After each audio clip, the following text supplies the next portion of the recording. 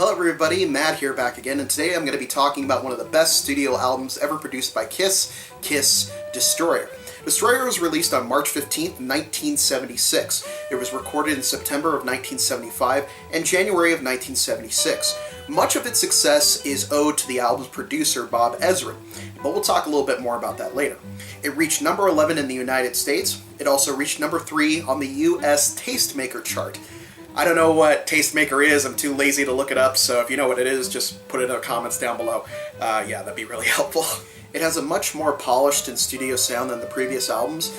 This would impress some fans, but would also alienate others.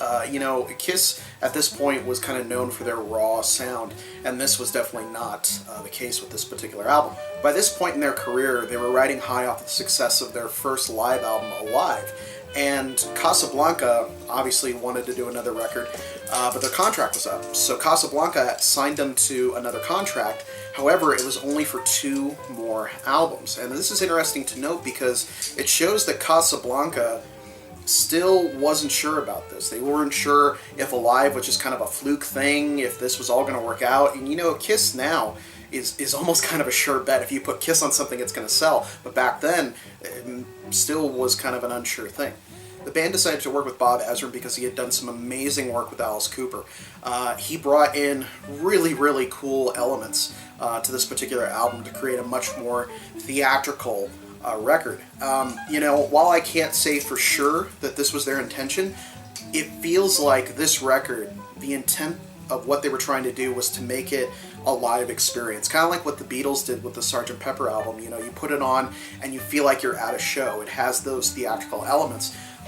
He even brought in, Bob Ezrin, he even brought in a children's choir, and he brought in the New York Philharmonics. So, I mean, that's really cool. That's a theatrical experience if I've ever heard one. There's also one uncredited musician on this album, and that's Dick Wagner from the Alice Cooper Band.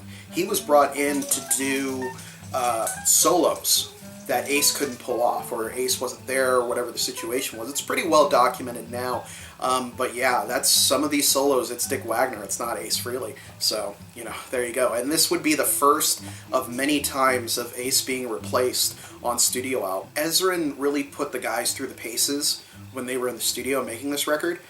He wore a whistle around his neck and blew it a lot and called everybody campers and things like that. Like, he really whipped them into shape. He even yelled at Gene Simmons once. Gene stopped playing during the outro of a bass solo, and he goes, "Don't you ever stop playing on a take unless I tell you to stop playing." And yeah, I mean, he really rode him hard, and he even put the guys through basic music theory classes because they had no idea about song structure or any of that stuff. And Gene and Paul would reflect on that, saying, you know what, that was exactly what we needed to become better musicians. So yeah, in the end, really helped out. Really good idea there.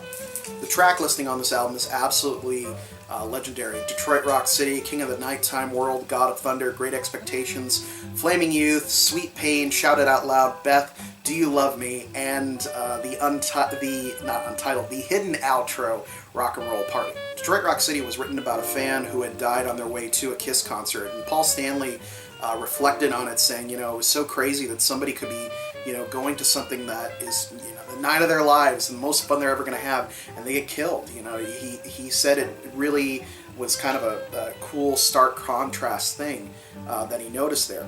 The opening radio voice is actually Gene Simmons. As a single, it did poorly, but it did go on, obviously, to become one of Kiss's biggest hits. So, and that you'll find that with this particular album was that when it was first released, it wasn't exactly met with thunderous applause. Not until a little bit later, because of a very particular song. But again, we'll talk about that in a second. God of Thunder basically became Gene's theme song. It's when he spits blood, flies up to the rafters, does his bass solo.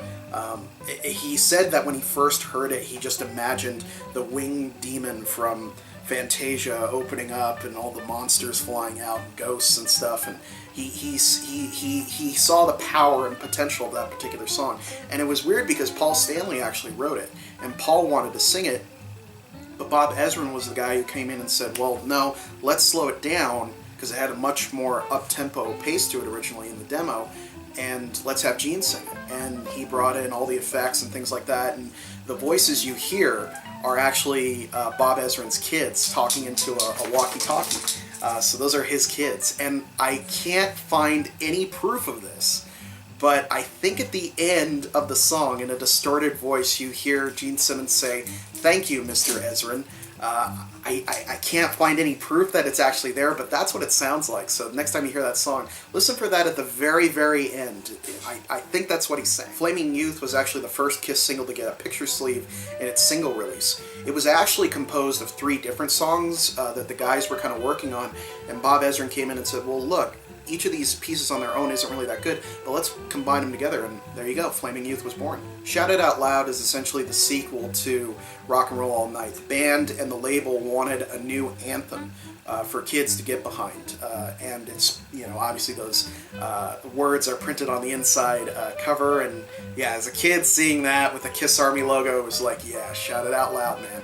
My favorite version of that, and I'm going to put a link to it in the video in the description below, is when they did the Tiger Stadium reunion show, and this was on the Greatest Kiss compilation album. They did a live version of it, and it's so cool. Like they have the effects in it and stuff, and the fireworks, and it's really cool. When I heard that as a kid, it was like Kiss was blowing up stuff around my room. It was a really, really cool experience hearing that for the first time. The track Do You Love Me was met with a lot of animosity when it was released, but fans have since warmed up to it. It's become kind of a concert staple. I remember as a kid, this was one of my favorite tracks off the album. I thought it was really good. I like the drum opening to it. And it's a cheesy song, sure, but I still really enjoy it. You can't talk about this album without talking about Beth. It's the best track on the album. It's the biggest hit that they've ever had. It's a classic in every sense of the word. I love Beth. I think it's wonderful and fantastic. And the track was originally written by Peter and a bandmate from his old group, which was called Chelsea. And the original title was actually Beck. A guy in Chelsea had a wife whose name was Becky, and so it was originally Beck.